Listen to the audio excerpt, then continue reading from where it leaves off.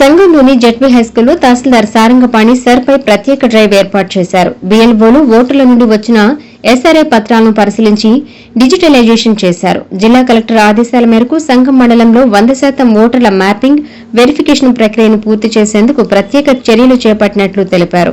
పట్టణ పరిధిలోని 12 పోలింగ్ కేంద్రాలకు చెందిన బీఎల్ఓలు, బీఎల్ఏలు వేర్వేరుగా ప్రాంతాలకు వెళ్లకుండా ఒకే చోట పని వేగంగా పూర్తయ్యేలా జెడ్పీ హైస్కూల్లో ప్రత్యేకంగా ఏర్పాటు చేసిన కేంద్రంలో అందుబాటులో ఉంచామని వివరించారు.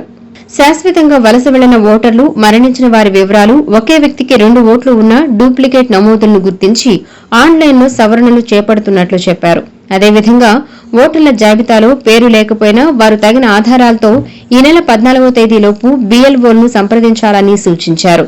వారి దరఖాస్తులను పరిశీలించి అర్హులైన వారికి తిరిగి ఓటు హక్కు కల్పించేలా అవసరమైన చర్యలు తీసుకుంటామని స్పష్టం చేశారు.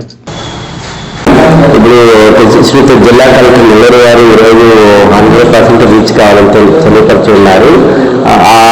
వారి ఆదేశాలు ఉన్నాక ఇప్పుడు నేను జెడ్పీ స్కూల్లో కూర్చొని ఇక్కడ 12 పోలింగ్ స్టేషన్ స్పెషల్ డ్రైవ్ కింద పెట్టి 12 మంది బిఎల్ఓ వాళ్ళని, ఆ బిఎల్ఓని వాళ్ళందరినీ ఇక్కడ కూర్చోబెట్టి అంటే టౌన్లో వాళ్ళు అక్కడికి వెళ్లకుండా అందరూ ఇక్కడే ఉంటే త్వరగా పని అవుతుందనే ప్రకారము అందరూ నిర్వహించడం చేయడం అయింది. 10 గంటల రిపోర్టు 92.10% పూర్తయింది. ఇప్పుడు ఇంకా కూడా స్పీడప్ చేయాలని ఈరోజు సాయంత్రం కంప్లీట్ చేయాలని చెప్పినందున ఆ పని అందరూ బిఎల్ఓ వాళ్ళకి కూర్చోబెట్టి ఏ రోజు వస్తారో ఎలక్షన్ ఫారాలు తీసుకొని తీసుకొని వాళ్ళకి మ్యాపింగ్ చేస్తూ plus permanent migration, death, duplicate అవి కూడా ఉన్నా కూడా అవి కూడా ఆన్లైన్లో చేపిస్తూ 100% రీచ్ అయ్యడానికి ట్రై చేస్తున్నాను తెలియపరచుకోవాలి.